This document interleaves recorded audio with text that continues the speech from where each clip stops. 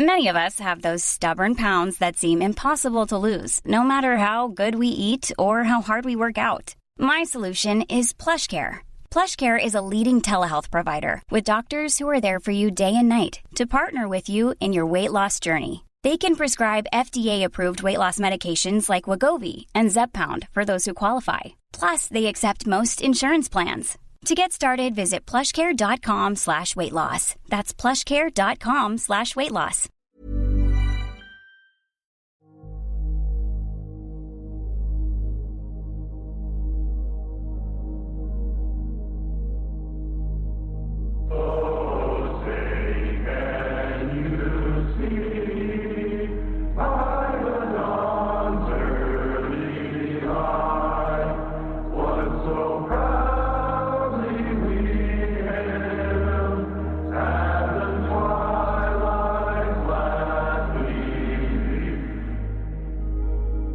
I pledge allegiance to the flag of the United States of America.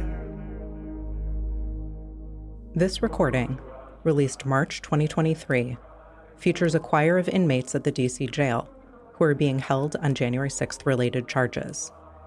They're singing the Star-Spangled Banner, and that's former President Donald Trump speaking over them, reciting the Pledge of Allegiance. This is the first time in American history that a president, current, future, or past, has recorded a single with a choir of alleged felons.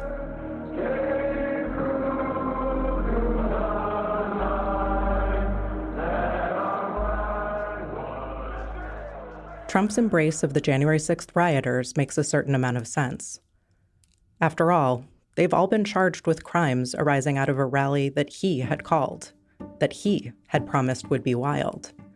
And now, Trump's been charged too. In some ways, their fates are intertwined. The prisoners' biggest hope for freedom is if Trump wins the 2024 election. He has all but promised them pardons. And if I win, we will treat those people from January 6th fairly. We will treat them fairly. And if it requires pardons, we will give them pardons because they are being treated so unfairly. Trump's election is his own best hope, too. If he wins, he takes office and waves his hand, and good things happen. The federal cases likely go away, either because he pardons himself or because his new attorney general drops them. And the state charges probably go into hibernation while he's in office. But if he loses in November, he faces 88 felony counts in 4 different criminal trials, 2 of them at the federal level, 1 in New York State Court, and 1 in Georgia State Court. They want to take away my freedom because I will never let them take away your freedom. It's very simple. They want to silence me because I will never let them silence you. They want you silent. But Trump is situated very differently than the rioters. The people who stormed the Capitol committed straightforward crimes that were easier to investigate, easier to indict, easier to prove. So 3 years after January 6th, the story of how they have been held criminally accountable is mostly over. But for Trump and the other January 6th plotters, that story is just beginning. This is The Aftermath, Episode 5, with liberty and justice for some. I'm your host, Natalie Orpett. It's common to talk about the January 6th investigation, but January 6th actually gives rise to multiple criminal investigations. For many Americans, the rightful focus of the Justice Department should be on Trump and the people who surrounded him. But the department, at least initially, has other ideas. Here's Katie Benner, a reporter for the New York Times. Investigators, especially at the FBI, wanted to focus on the rioters on the ground. They really didn't want to get into the speakers at the rally before the riot. They didn't want to get into anything that seemed like a First Amendment issue, is I think what they were saying most vocally. Behind that was always the shadow of, if you start looking at the people who were at the rally, exhorting people to act, you're really then looking at Donald Trump directly. As Benner says, there are good reasons to focus on the rioters in the aftermath of the attack. Obviously, because there were so many people, because the police were so outnumbered, they arrested almost nobody on the scene.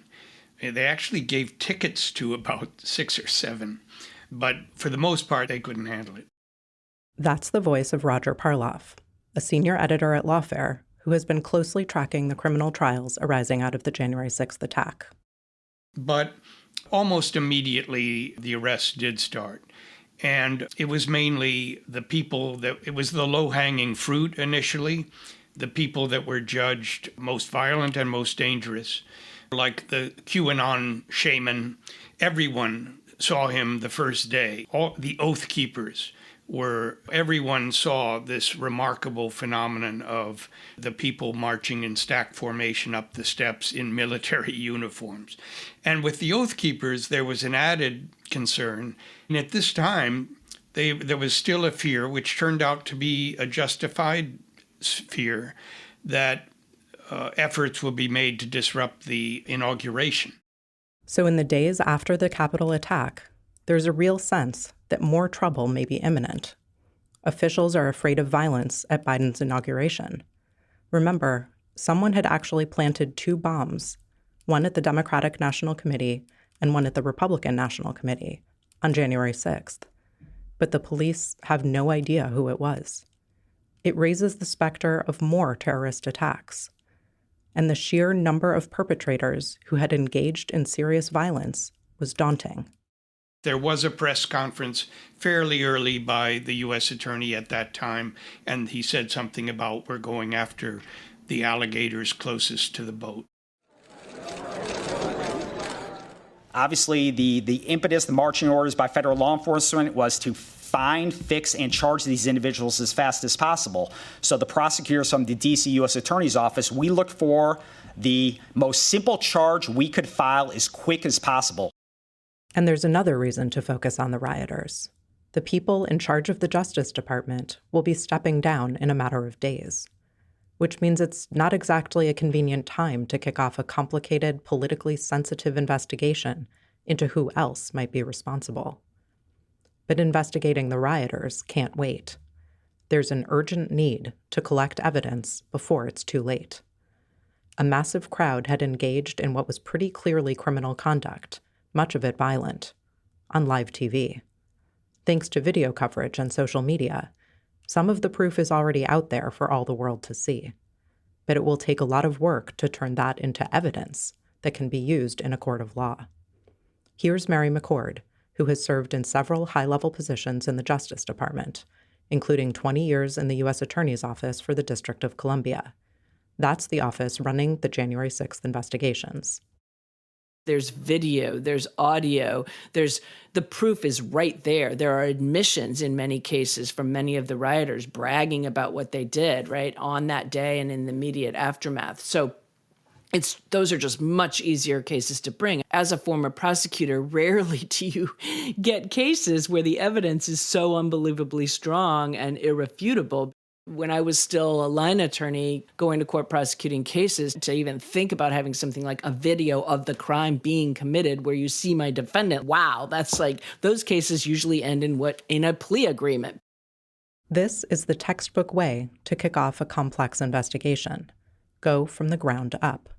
Start with the crimes that are easiest to prove and work up the chain of a possible conspiracy. Get the little fish to cooperate in order to build the strongest possible case against the big fish. It's something the FBI and Justice Department lawyers know how to do. Well, so they get to work. Numbers may continue to rise. Officials say at least 50 police officers were hurt. Tonight, D.C. police say their investigation is ramping up. We still have a significant amount of work ahead of us to identify and hold each and every one of the violent mob accountable for their actions. We have collected numerous images of persons of interest that we are asking the community to help us identify. But still, there's no movement on Trump. On March 11th, 2021, a new Attorney General is finally confirmed, Merrick Garland. Will he do anything about Trump? Here's Katie Benner. In March of 2021, there was still a fantasy, I think, that Trump was going to go away, that he was not going to be politically powerful, that Republicans would not want him to be the standard bearer, and that the department would be able to go about the business of upholding the rule of law and not be embroiled in politics. It was a fantasy, but it was one that was engaged in, I think, in good faith. I don't think that Garland was doing it because he didn't want to take seriously Trumpism and the impact of Trump on the department. I think he was doing it because he really just wanted to believe that the department and its ideals were that powerful. And that philosophy extends to how he approaches the department itself. When Merrick Garland became the Attorney General, he was asked early in his tenure whether or not he was going to do any kind of inquiry or fact-finding mission to understand how Trump had impacted the department. And he said no. He said, I believe that the men and women of the department are going to do their jobs. They're going to uphold the highest ideals of the Justice Department, and they're going to uphold the rule of law, and that's what we do. In fact, Garland has been clear about this philosophy since before he actually took office. Here he is at his confirmation hearing on January 7th, 2021. This time, the January 6th assault on our nation's capital. We have now, as we have then, an enormous task ahead to move forward as a country, to punish the perpetrators, to do everything possible to prevent similar attacks, and to do so in a manner that affirms the values on which our justice system is founded and upon which our democracy depends. The resolve and dedication with which the Justice Department has approached the investigation of the January 6th attack reflects the seriousness with which we take this assault on a mainstay of our democratic system, the peaceful transfer of power. The result is a bifurcation of the Justice Department's response to January 6th. The way we know that this played out, we had all of these people, which I called the blue-collar defendants, who were the people that were on the ground.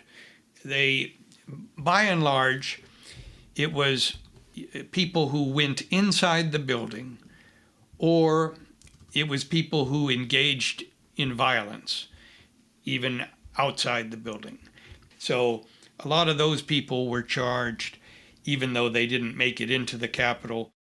So on the one hand, there are the rioters themselves, the people Roger refers to as the blue-collar defendants. But there's another group, too. He calls them the white-collar perpetrators. There were a lot of people that we all knew were responsible for setting this thing up, but they did not go in. People like Flynn didn't go in, Michael Flynn, for all his fiery rhetoric. Ali Alexander, Alex Jones, Steve Bannon got nowhere near the place. But anyway, for the most part, some very important players never got near the building, even though they played a huge part in disseminating the key lethal election lies. And of course, at the top of the pyramid was Trump at the ellipse. He wanted to go, but they wouldn't let him. And so the question was, would any of the white-collar people ever be charged? So, is the criminal justice system treating the blue-collar perpetrators differently than the white-collar ones? In a word, yes. One of the reasons they're treated differently is that Trump's prosecution and those of the January 6th rioters don't actually come out of the same investigation. In fact, it's never been entirely clear how closely connected their conduct really was. As Mary McCord explains, I think there was some reason to believe here that at least some of those involved in the rioting might have had connections to people in Trump's orbit, but I don't think it would have been sufficient to say that's our entire strategy, because certainly many of those people involved in the rioting were just people who drove in from wherever or flew in from wherever just because the former president said, be there, be wild. And they believed his claims that the election had been stolen, and they wanted to protest that, and then got swept up in a violent attack. Others, as we know, based on the convictions, seditious conspiracy and others, had really planned for there to be violence and led that violence. And there was some reason to believe that maybe some people might have had connections, not necessarily with Trump himself, but maybe people like Mike Flynn and Roger Stone, people who the Oath Keepers and the Proud Boys had been seen associating with and even, quote unquote, protecting. It's not really clear how long prosecutors pursue the possibility that there are connections between blue collar and white collar.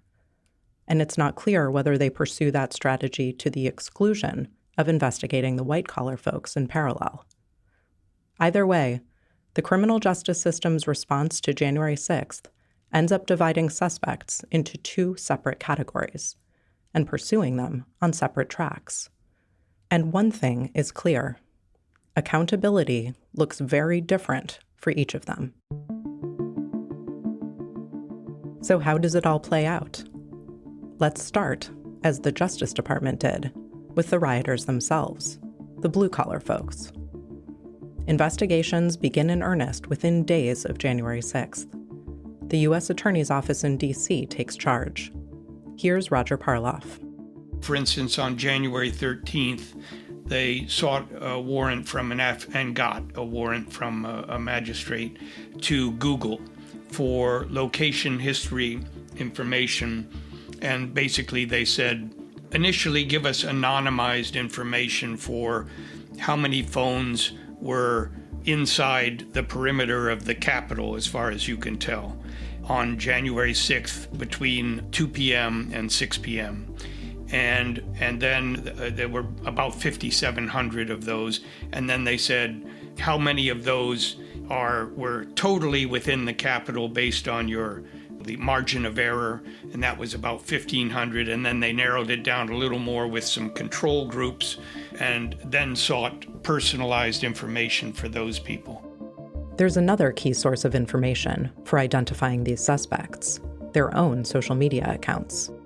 Almost 80% of those arrested had boasted about being there or had talked about going there to stop the certification. There was a tremendous amount of chest beating. It's an awful lot of investigative material to handle. Fortunately, law enforcement ends up getting crucial support from the so-called sedition hunters, a group of civilians who mined social media and open source material for hints about who had attacked the Capitol. They apparently had or devised software fairly early on that could search video in a way that the FBI couldn't initially. And so they began to feed tips to the FBI. And I think it took a while for the FBI to get comfortable that these were not crackpots. The FBI had to be careful, but eventually that became a hugely important source of identifications of serious perpetrators. Law enforcement also gets some help from the press, which is doing its own mining of open source materials. Here's the beginning of a Wall Street Journal video investigation published on January 20th, 2021. One of the most prominent groups to storm the Capitol on January 6th was the Proud Boys. The Wall Street Journal analyzed hundreds of videos from the riot, social media posts, court filings, and interviewed participants in the events and experts on extremism in an effort to piece together the most complete picture of the Proud Boys' role in the events that day. Criminal investigations would later confirm the Wall Street Journal's thesis. The Proud Boys had played a significant role in bringing about the January 6th insurrection. So who are the Proud Boys? The Proud Boys start in 2016. And so the group usually defines itself as a pro-Western fraternal organization for men who refuse to apologize for creating the modern world. So they call themselves Western chauvinists in that sense. They had close to 120 chapters around the U.S. They deny being white supremacist. There was a drinking club aspect to it, but there was also a political aspect to it. And some were more in one category called the Party Boys, and some were more in the political category called the Rally Boys. And they had a taste for violence. The most prominent Proud Boy is the group's leader, Enrique Tarrio. Yeah, Enrique Tarrio was Afro-Cuban, very charismatic. He was a friend of Roger Stone's.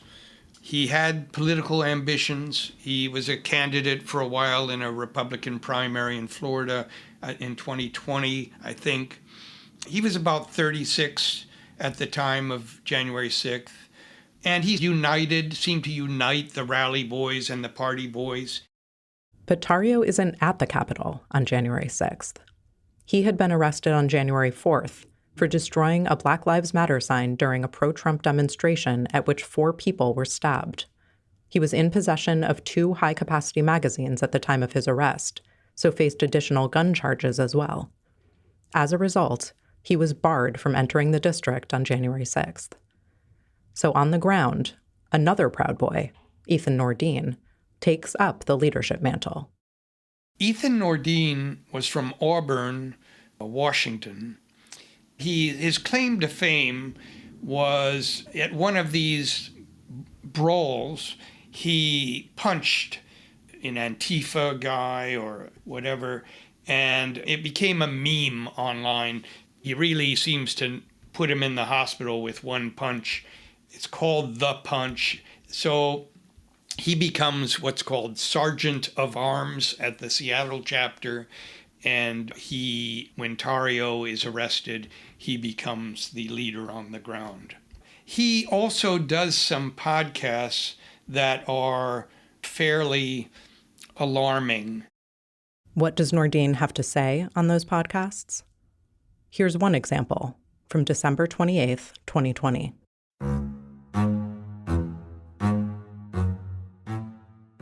Well, the only thing left is force. I don't want to have to use force against a government. I don't want to do that. I don't think anybody really wants to, because the repercussions are just unknown. Yeah. And you put yourself on the biggest fucking target list known to man. Nobody wants to do that. We're not anti-government. But here's the thing, is we'll replace you. We don't care about we care about law and order that much where we will assemble an army that will literally just replace you like that. The law. We'll just be like, here, I'll take your badge. It's mine now. And a few days later. Discourse? What are we supposed to debate? No, you have to use force. This is the organized militia, part of our freaking constitution here. This is something that we need to get back ingrained in our heads and desensitize ourselves from this stuff that we've been taught. You never use violence. Well, I'm sorry, that's literally the foundation of every prominent country is force. When police officers go after criminals, they use force, which is AKA violence, okay? So on January 6th, Nordine leads the charge, accompanied by fellow Proud Boy Joe Biggs. But unlike many other rioters, they don't start at the ellipse. They don't hear Trump, Giuliani, Eastman, and others give their Stop the Steal speeches. They don't need to. They have a plan. Hey, let me get a little closer to Joe. Hey, right in there. 1776. They begin at 10 a.m. at the Washington Monument.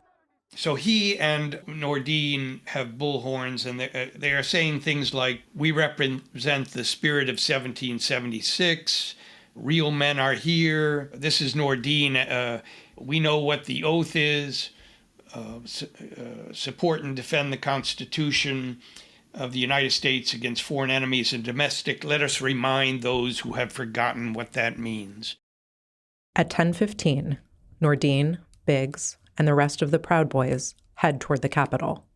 They walk 1.5 miles to the Peace Circle, which at this point is only guarded by one officer. Nordine delivers a speech and reminds the group why they are there. We got Joe Biggs here, we got Rufio. You haven't noticed, real men are here. We know what the oath is. They keep moving. They talk to the police. On the east side of the Capitol, they even stop to pray. And then at 11:47, there's an exchange where we know this because one of the Proud Boys is a guy, Eddie Block. He's a guy in a wheelchair, and he's filming the whole thing. So we hear somebody say, right there anyway. Take the fucking Capitol! Come on, tighten up! And another voice says, let's not fucking yell that, all right? Don't yell it, do it. They arrive at the Peace Circle near the Capitol at 12:49, just 10 minutes before the joint session of Congress certifying the electoral votes is set to begin. Everything up to this point is, for the most part, peaceful. But tensions start rising. Fuck Antifa! Fuck Antifa! Fuck Antifa! Fuck Antifa! Fuck Antifa! Fuck Antifa! One member of the group approaches a barrier, then topples it. All eyes are now on the group's ground leader, Ethan Nordine. Nordine puts his fist up in the air. And that means, as his lawyer will say hundreds of times during the trial, stop. It doesn't mean go forward, it means stop. But then, as his lawyer won't say hundreds of times, the fist comes down, forward, and it means we go forward. And he goes in, and he has led 200 Proud Boys to that spot. They had 200 to 300 Proud Boys at the Washington Monument. And they go in, and they begin running up that walkway. Some of the Proud Boys are clearing some bike rack barriers out of the way. After clearing the bike racks, the crowd of Proud Boys reaches another metal fence, which they dismantle and use as weapons against the police. After almost an hour, they overpower the police officers stationed at the Northwest Capitol staircase. They eventually reach the window at the Senate wing doors and smash it open with a riot shield, and hordes of people begin pouring into the Capitol building. More Proud Boys, and also other rioters with no known affiliations to extremist groups. But the Proud Boys are leading the way.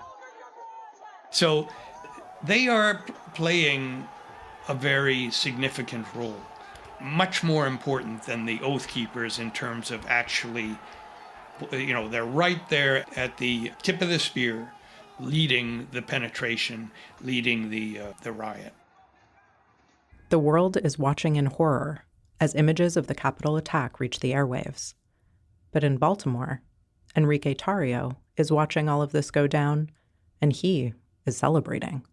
He's writing on Parler, enjoying the show, do what must be done, don't fucking leave, proud of my boys and my country, 1776, this is no longer Washington, D.C., this is the city of the people of the United States, come and take it.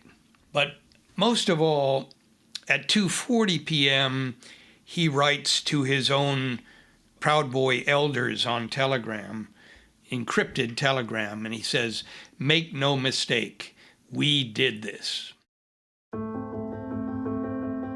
You know what happens next. The riot continues for several harrowing hours. Dozens, if not hundreds of people are injured, and 4 members of the crowd die. Ultimately, Congress reconvenes and certifies Biden's election.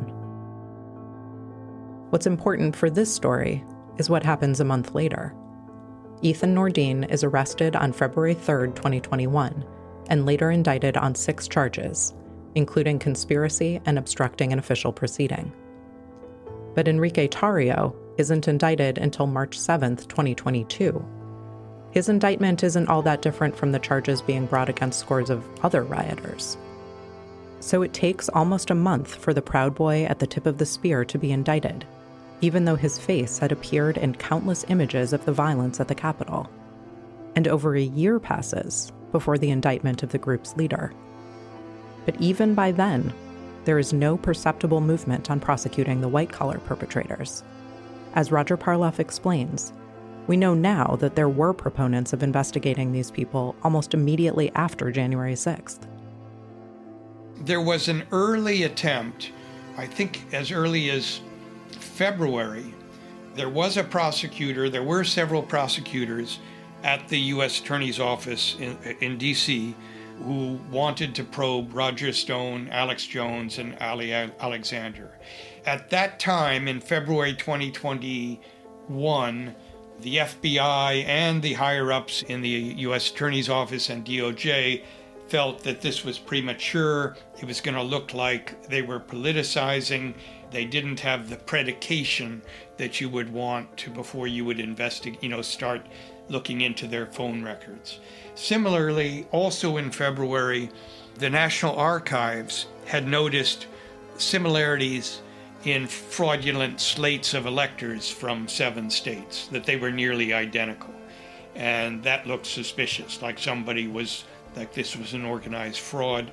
And the National Archives Office of Inspector General brought this to the attention of the DOJ Election Crimes Unit, but at that time they chose not to pursue it.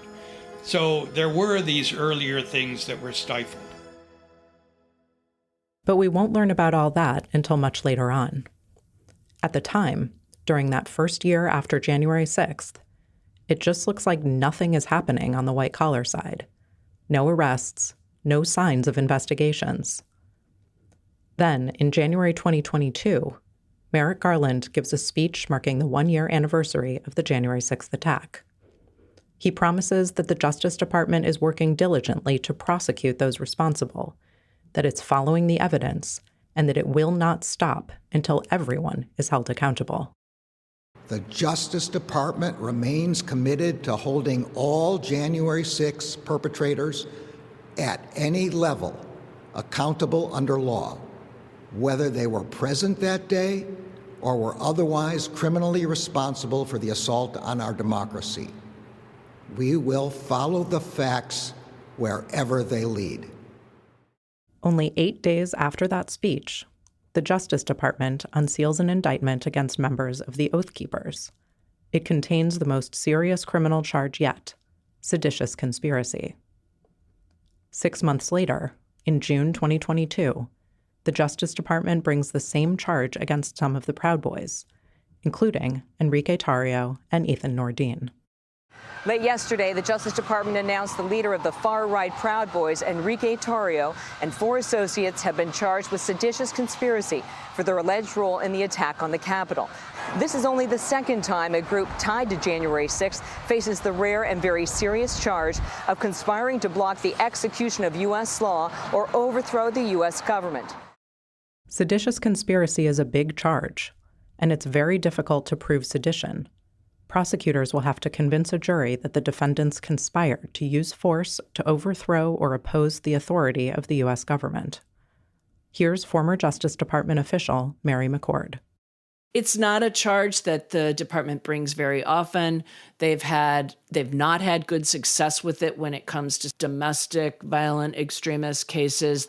I think what's so different here, though, from in at least the most recent failures, is here you didn't have to guess, was this really just talking big and braggadocio that we're going to go and take on Congress and try to make sure that Trump stays in power.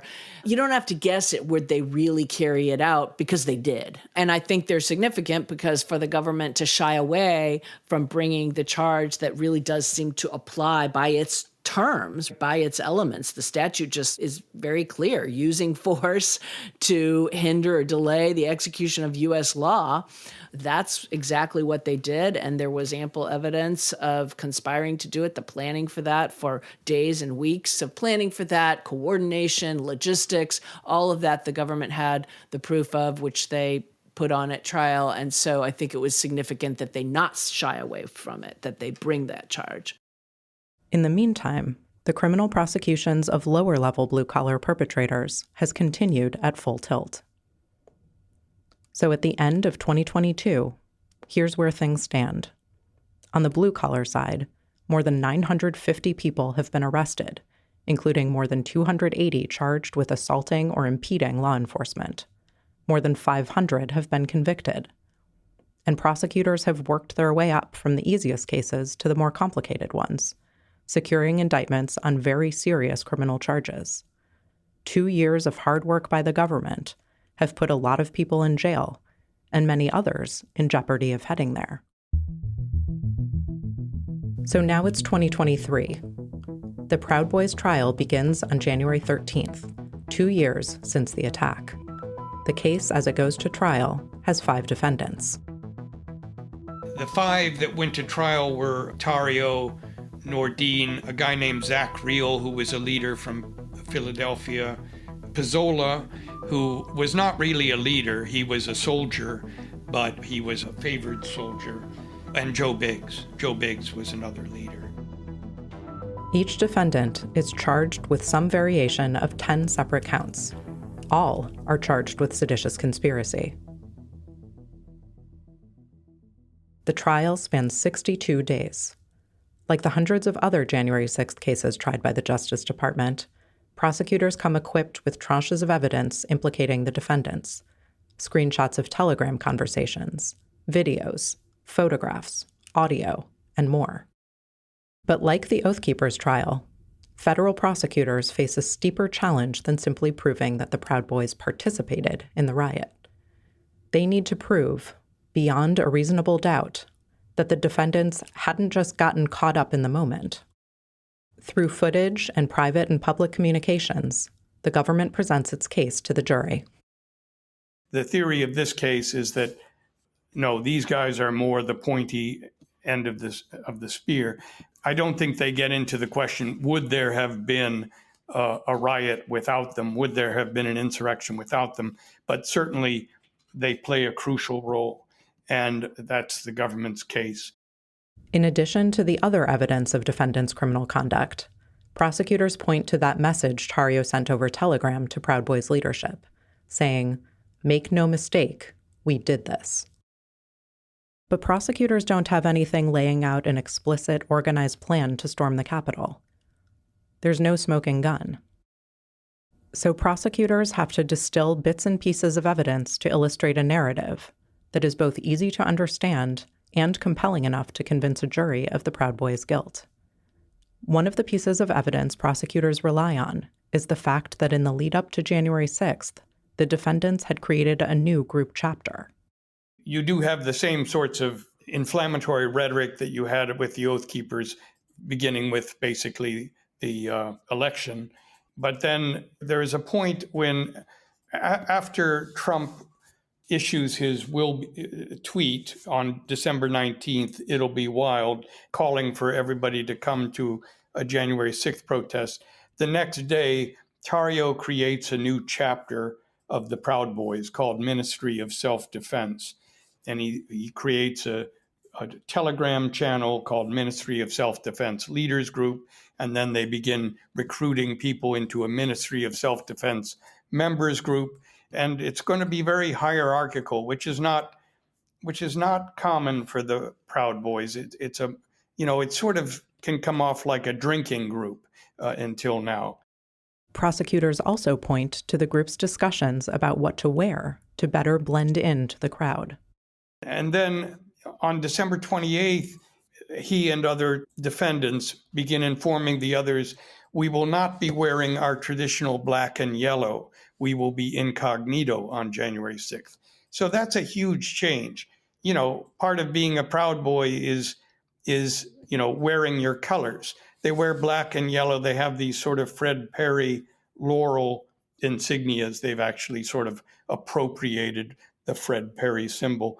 But they're not going to do that. And the reason they seem to be saying they're not going to do that is so that they can blend in with other rioters who won't realize that they are Proud Boys. And this is the part of the government's case, that they are going to incite the quote unquote normies, the non-organized thugs, into rioting. And they turn them, in effect, into their tools. And they have bullhorns and they lead chants and they help incite this riot. And that's the theory.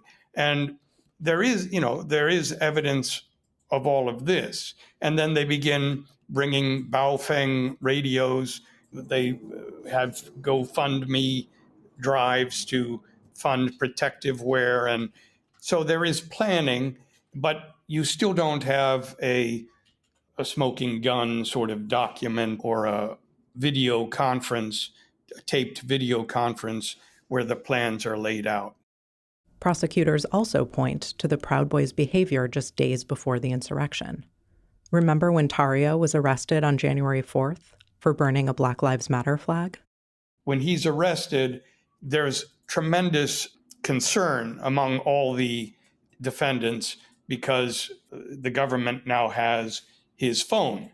And so they begin deleting the previous Ministry of Self-Defense Telegram groups or nuking them, as a couple of the defendants say, and creating a new Ministry of Self-Defense leaders group and a new Ministry of Self-Defense members group. So the prosecutors pieced together strong circumstantial evidence.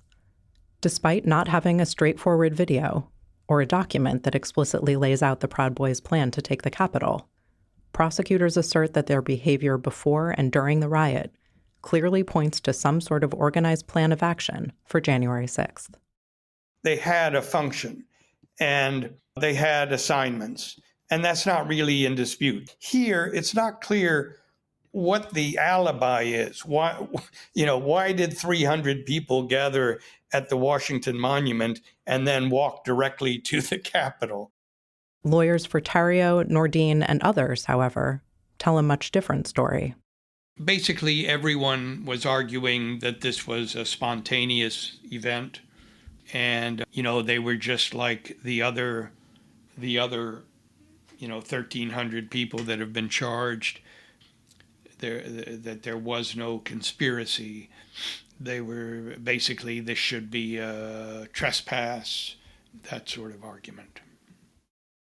The defendants put forward a two-pronged defense. First, they had attended the January 6th Stop the Steal rally simply to make their voices heard. And second, everything that had happened once they got there was spontaneous.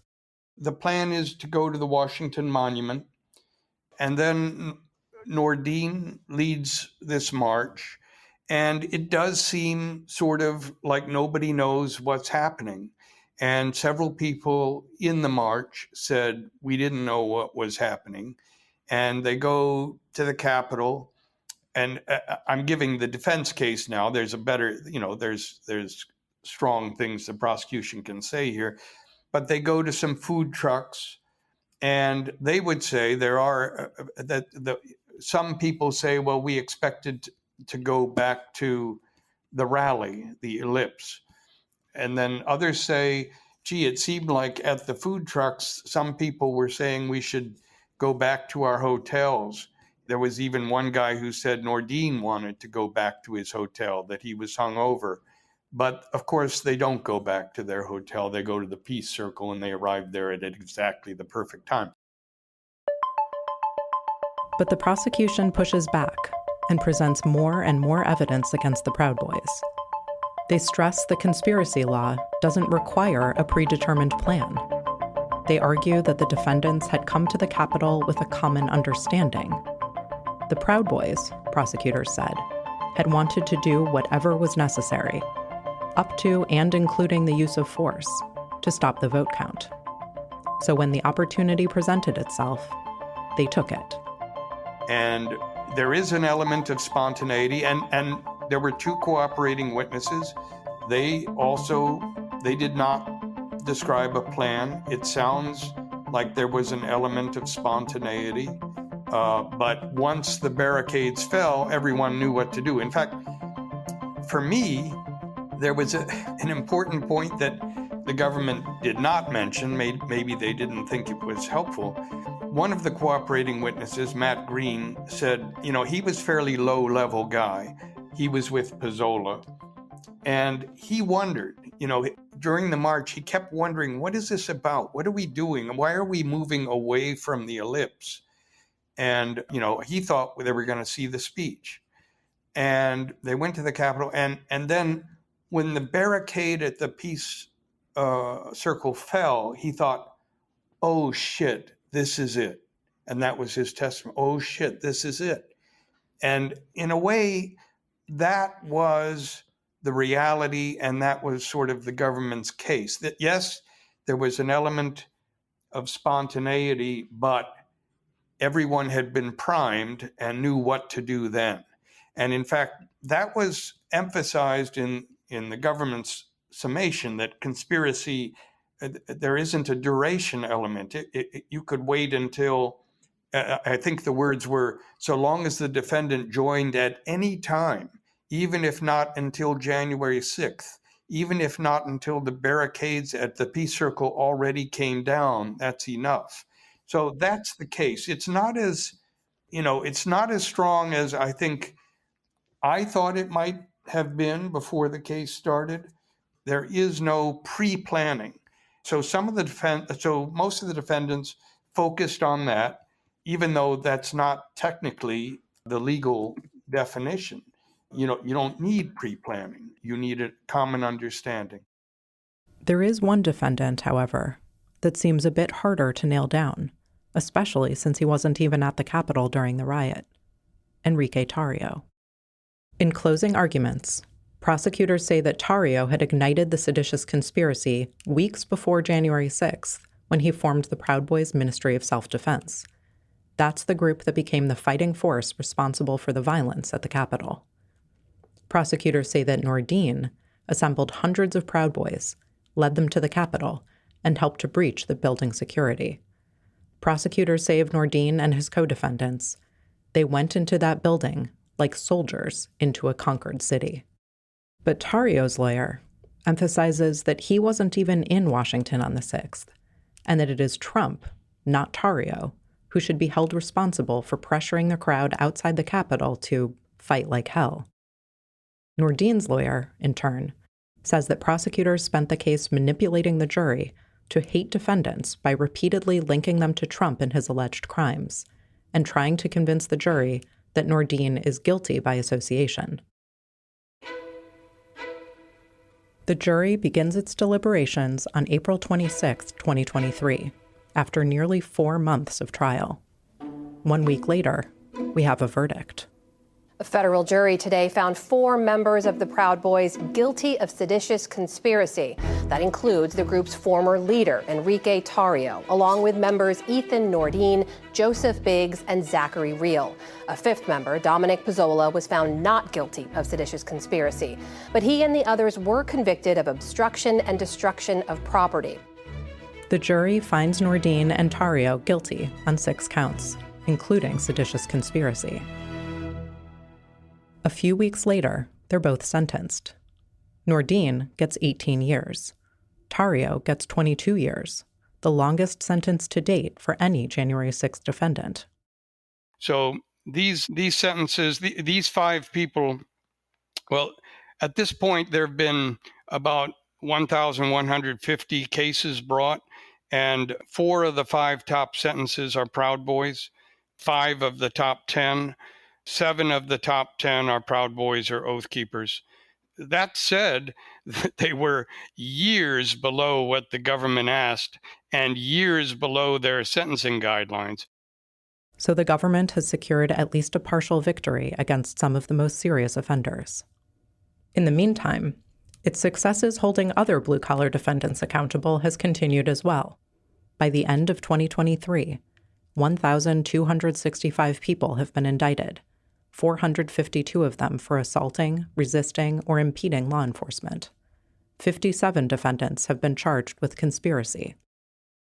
In short, over 1,200 people have faced the criminal justice system because of what they did on January 6th, and hundreds of them are in jail. And on the white-collar side, no one is in jail. We know that the investigations seem to have gotten a later start than the blue-collar investigations. Why?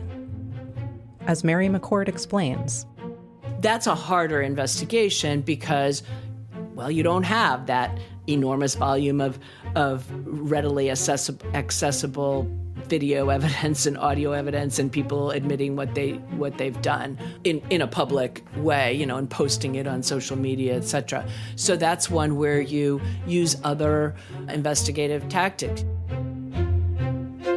Those other investigative tactics are much more complicated, and there's a lot more strategy involved.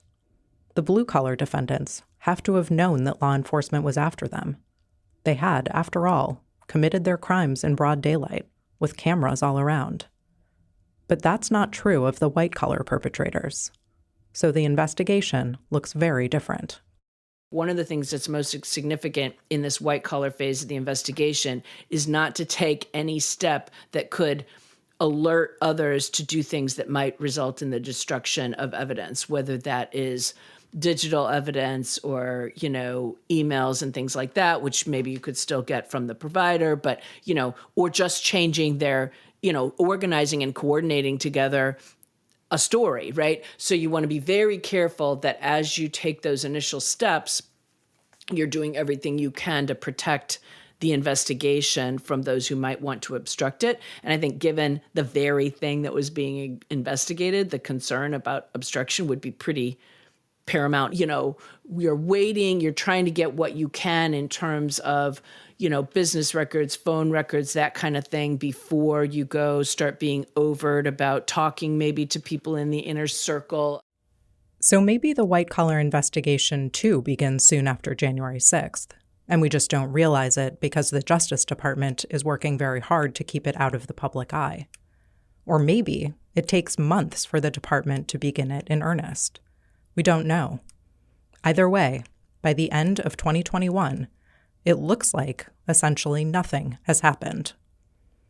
Then, in 2022, there are finally signs of movement. The year opens with a referral from Michigan Attorney General Dana Nessel. Under state law, I think clearly you have forgery of a public record, which is a 14-year offense, and election law forgery, which is a 5-year offense.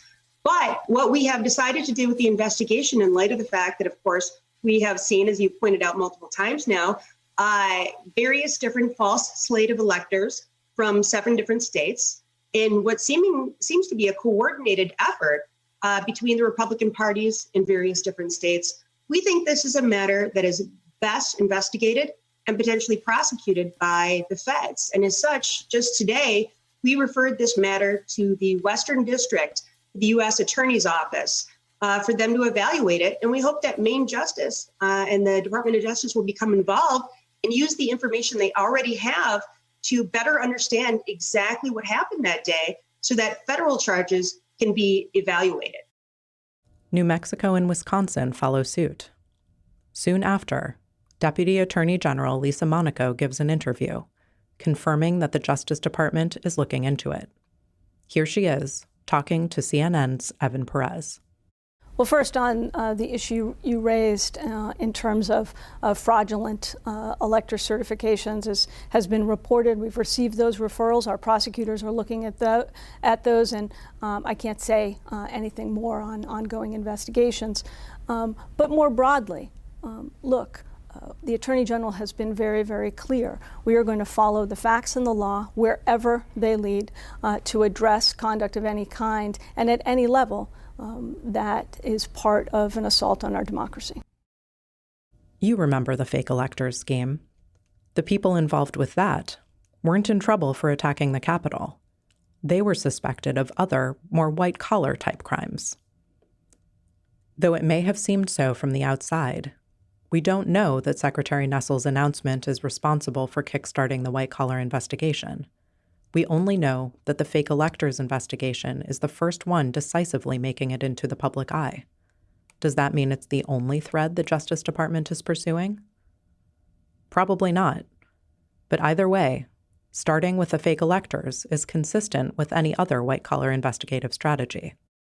So you still might have a little bit of a ground up type of way that you do that white collar investigation. It's just the ground up is not the rioters. It's, other people associated with the campaign who, may have had involvement. And it's talking also to people, who got pressured, like Brad Raffensperger, like, folks in Maricopa County, Arizona, talking to those people and sort of working that aspect of things. By early spring, there are indications that other white-collar investigations are underway too. In April, the New York Times reports that a D.C. grand jury had issued subpoenas. They're looking for records on people who organized or spoke at pro-Trump rallies after the 2020 election, including members of the executive or legislative branches. In June, the FBI executes search warrants against 2 figures in Trump's inner circle, John Eastman, the architect of the fake electors scheme, and Jeffrey Clark, the lawyer who tried to deploy the Justice Department in service of the big lie. Still, there's nothing to suggest that criminal charges are imminent, and it remains completely unclear whether the Justice Department is looking into Trump himself, or even planning to. Here's Katie Benner. So for people who believe that Donald Trump tried to overthrow a free and fair election, that he's using the language of a totalitarian leader, that he's threatening his opponents, that he's trying to undermine the legal system, that he's trying to undermine our faith in the legal system, that he wants to get rid of the civil service, that he wants to basically get rid of the rule of law, and they see this as a problem. Yes, they see the Justice Department as the institution that can hold them accountable, which for, whether it's Merrick Garland or Lisa Monaco, that's a nightmare, because they don't want to be in the business of holding accountable a politician who should be held accountable through the political process. Then, two things happen. The first is the January 6th committee hearings in summer 2022. As the committee makes clear from the outset, its thesis is that the rioters are not the only ones who have committed crimes, that there was a conspiracy that began long before January 6th and involved conduct far beyond merely interrupting the joint session of Congress. This seems to jolt the Justice Department into more overt action on the white-collar side. Here's Susan Glasser of The New Yorker. I think that the Justice Department's delay in the investigation was a big political mistake. And we will probably learn more for the historical record. Ultimately, the Washington Post has already done some reporting that suggests that it really was the January 6th committee hearings that proved to be the spur that forced them to look at more directly at the issue of Trump himself and those surrounding him and what culpability they bore for the events after the 2020 election, and that up until that point, there wasn't much of a focus on Trump. Then, on November 15th, 2022, Donald Trump makes an announcement. In order to make America great and glorious again, I am tonight announcing my candidacy for President of the United States. Trump's announcement complicates Garland's task even further. There are a raft of Justice Department policies aiming to prevent prosecutions designed to affect the outcome of elections. And now the possible target is officially a candidate for president. Not only that, he's a candidate presumably running against Garland's own boss, Joe Biden. So Garland makes a decision. He gathers the press corps 3 days after Trump declares his candidacy. Today, I signed an order appointing Jack Smith to serve as special counsel. The order authorizes him to continue the ongoing investigation. It's a major development. Appointing a special counsel confirms the existence of a criminal investigation of Trump for his role in January 6th. It also signifies a dramatic departure for Garland. Merrick Garland never wanted to appoint a special counsel. He didn't want to appoint a special counsel for any matter because the special counsel regulations say you want to appoint a special counsel in a moment where there could be reasonable questions about whether or not the Justice Department is acting fairly, whether or not the Justice Department can act impartially, where really you want the public faith to be shored up by taking an investigation out of the hands of the Attorney General and the U.S. attorneys and putting it into a quasi-independent place. He believes that in order to shore up faith in the Justice Department, that the prosecutors at the department, the FBI, need to be able to do their jobs and show the American people that they have what it takes to get it done. And that's how you restore faith in the department. Appointing a special counsel, I think to him, felt like giving up before you've even begun. The special counsel Garland selects, Jack Smith, is a longtime prosecutor. He's well respected within the Justice Department and broader legal community. He has sterling credentials, including a stint at the Public Integrity Unit of Maine Justice and as a director of investigations for the International Criminal Court in The Hague. And I think it's really interesting and cannot be overstated that the special counsel and Merrick Garland are two very different people with two very different views of risk and that the special counsel is working with tremendous independence and does not have to sit in meetings with Merrick Garland where he feels like it would be weird to bring up the word Donald Trump. So Jack Smith is approaching this investigation in a much more aggressive manner and in a different manner. His view is, what does this look like at trial? Do I have enough to go to trial? Do I have a reasonable shot of getting a conviction? And if so, I got to do it. That is a very different attitude from the one that investigators experienced in their meetings with Garland and Monaco. Now, if Garland and Monaco were here, they'd probably say that's preposterous. They would say, we, like Jack Smith, believe in being as aggressive as the facts and the law will take us, and anybody could have said anything. It's just not the way people felt around them. Either way, the investigation of Donald Trump is now in the hands of Jack Smith. As special counsel, he operates independently from the rest of the department. He has his own staff, drawn largely from prosecutors who had already been working on January 6th investigations. He has his own methods. And he has his own clock. As McCord explains, that's a big deal. I also think that there are some benefits to doing that because then your leader on the investigation has nothing else that they have to do.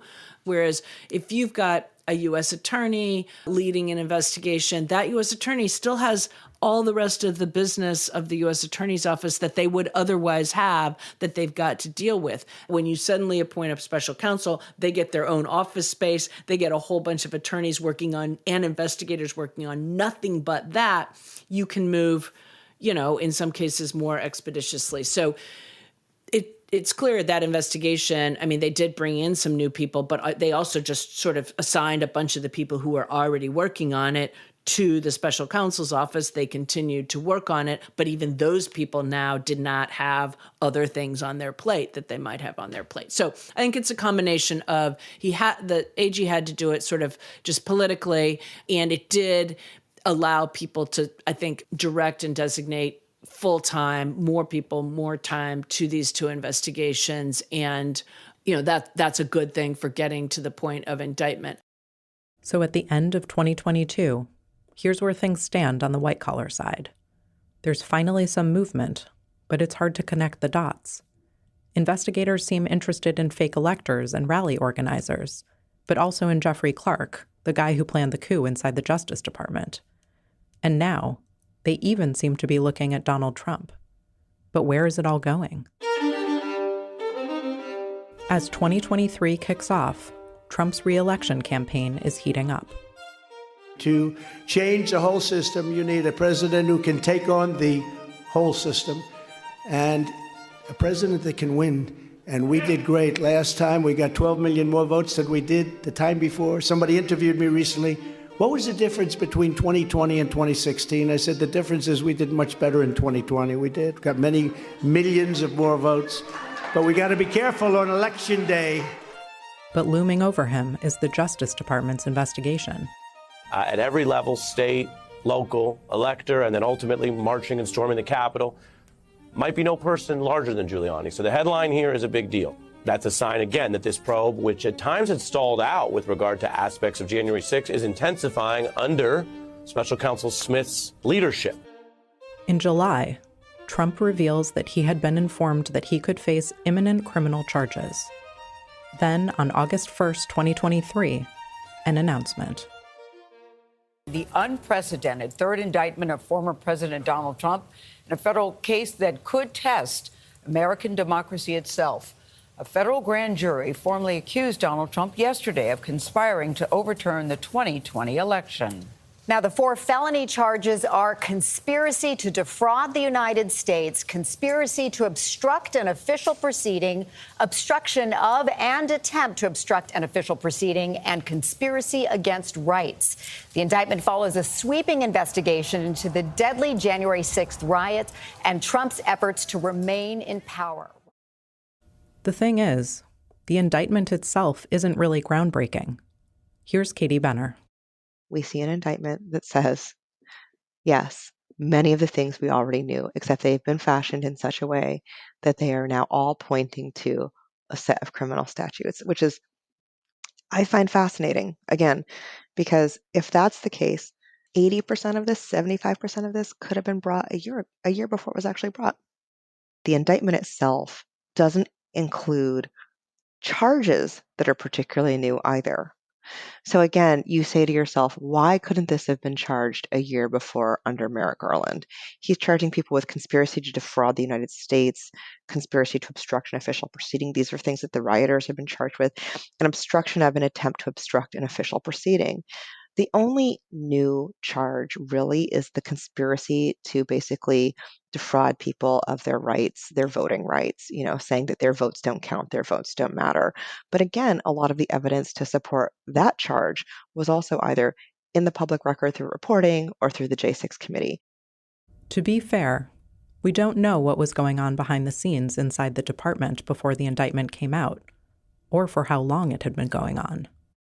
There are certainly people criticizing the department for going too slow, criticizing the attorney general for not having appointed a special counsel earlier, or maybe not having devoted adequate resources to that sort of white-collar side of the investigation.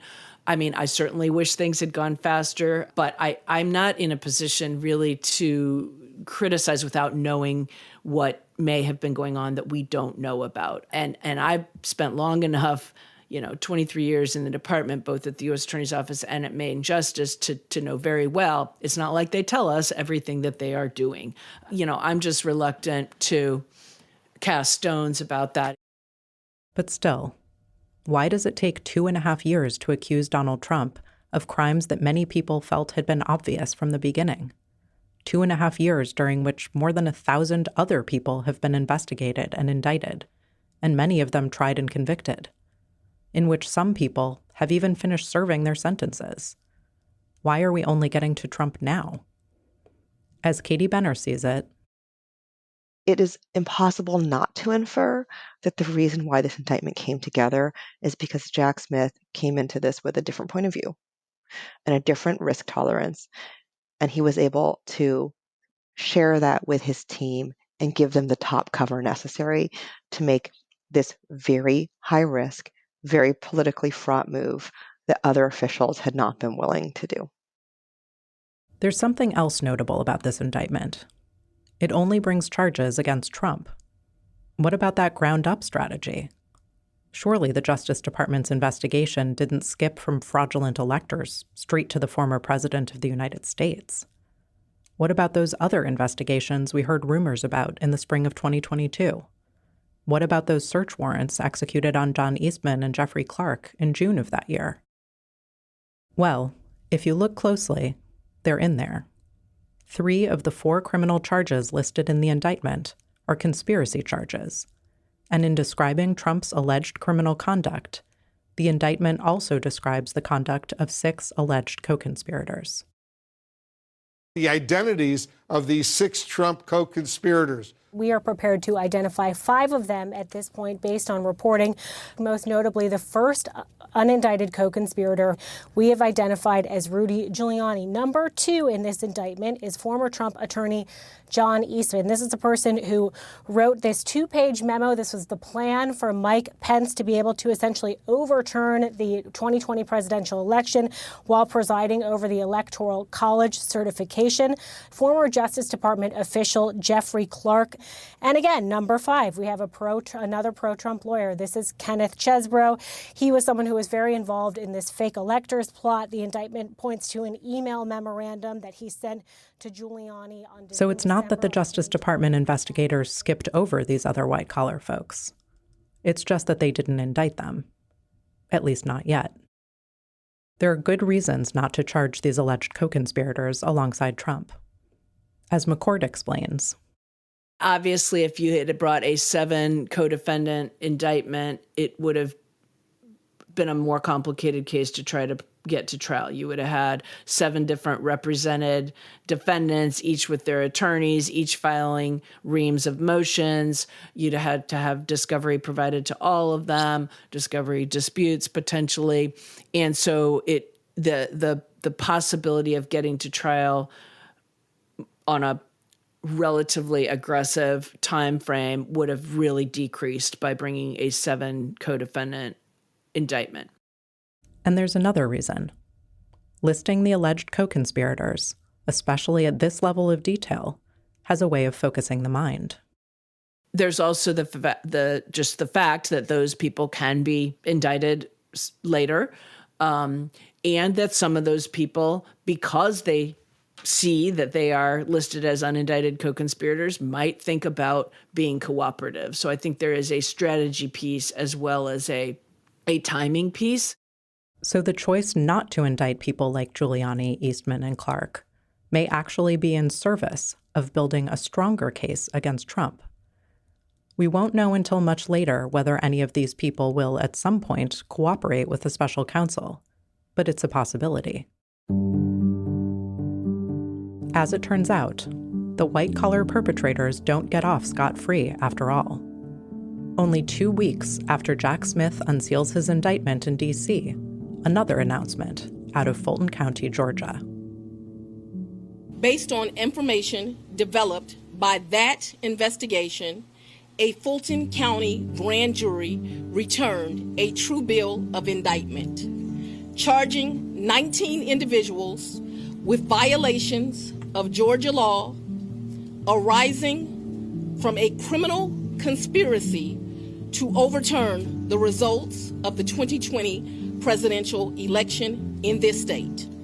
Please remember that everyone charged in this bill of indictment is presumed innocent. This indictment comes out of state court. It tells a wide-ranging story encompassing the pressure campaign on state officials, various false statements about election fraud, and even the fake electors scheme. Among Trump's 18 alleged co-conspirators are several white-collar folks whose names you'll recognize, including 3 who pleaded guilty within months of being indicted: Kenneth Chesborough, Sidney Powell, and Jenna Ellis. But a trial date for the others, including Trump, has not been set, and it's clear it won't happen anytime soon. Georgia isn't the only jurisdiction bringing criminal charges against the white-collar perpetrators. Alleged fake electors have also faced charges in Michigan and Nevada. So at least we know that state authorities have been investigating the broader landscape, and that at least some of the other white-collar folks are finally facing criminal accountability there. But almost 3.5 years later, it's still not clear whether any of them will ever face federal charges. All of which raises the question, is the criminal process doing its job? The story of federal criminal accountability for January 6th is a messy one. Actually, it's more like several stories. For Trump, it's still a work in progress. For the other white-collar defendants, including Giuliani, Eastman, and Clark, criminal accountability is still proving elusive. For the blue-collar defendants, it's a story of tremendous success by the Justice Department. Hundreds of people have been held criminally accountable, and the story is nearing its end. The rate of blue-collar prosecutions has slowed dramatically, as you'd expect 3 years after the event. But there's a dark cloud on the horizon. One of the felony counts that many of the blue-collar defendants were convicted of is now being challenged before the Supreme Court. The challengers argue that the statute can't be used the way prosecutors used it. If the court agrees, some or all of those convictions could be wiped out. And because Trump is charged under that same statute, the Supreme Court's ruling could gut some of the charges in his indictment as well. Oral arguments in that case, called Fisher v. United States, took place on April 16, 2024. Here's Susan Glasser of The New Yorker. So there has been a lot of accountability for people who broke glass and smashed weapons into the faces of Capitol police officers. And it's been an extraordinary mobilization on the part of the Justice Department to treat this fundamentally as a riot, as a law and order disruption.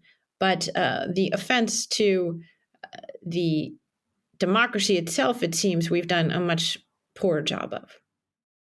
With respect to that, Glasser argues, It's really hard to conclude that there's been any accountability whatsoever, given that we're in a situation where 3 years later,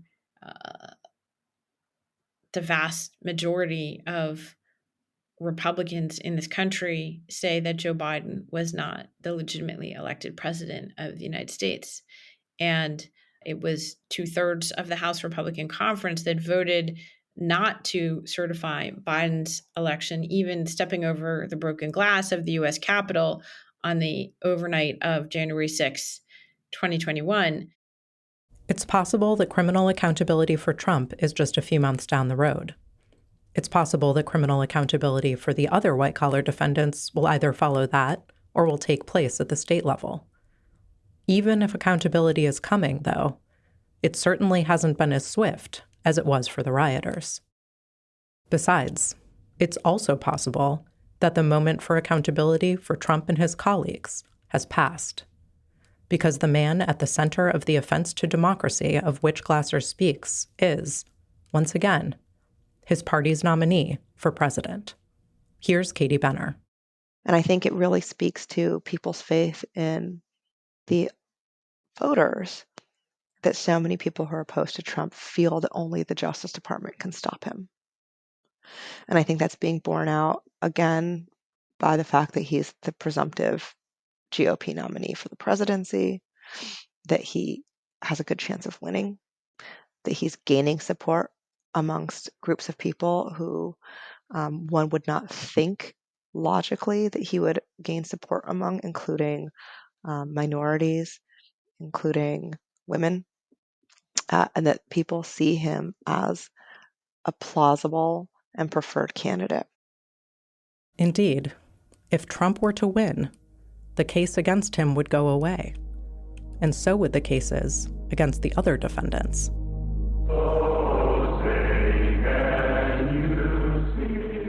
On July 12, 2022, at the January 6th Committee's 7th public hearing, the members heard testimony from Stephen Ayers, a man who stormed the Capitol, and Jason Van Tatenhove, the former spokesperson for the Oath Keepers. In his testimony, Van Tatenhove, who had insider knowledge of how the right-wing group and others like it organized and thought, offered a grim warning for the future. I think we've gotten exceedingly lucky that more bloodshed did not happen because the potential has been there from the start. And we got very lucky that the loss of life was, and as tragic as it is, that we saw on January 6th, the potential was so much more. Again, all we have to look at is the iconic images of that day with the gallows set up for Mike Pence, for the Vice President of the United States. You know, and I do fear for this next election cycle, because who knows what that might bring. If a president that's willing to try to instill and encourage, to whip up a civil war amongst his followers using lies and deceit and snake oil, and regardless of the human impact, what else is he going to do if he gets elected again? All bets are off at that point. And that's a scary notion. I have 3 daughters. I have a granddaughter.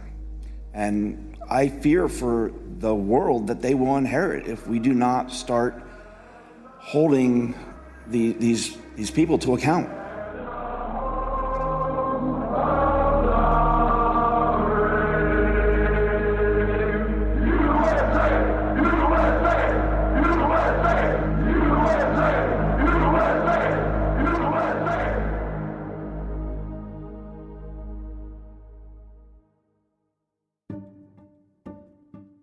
The Aftermath is a production of Lawfare and Goat Rodeo.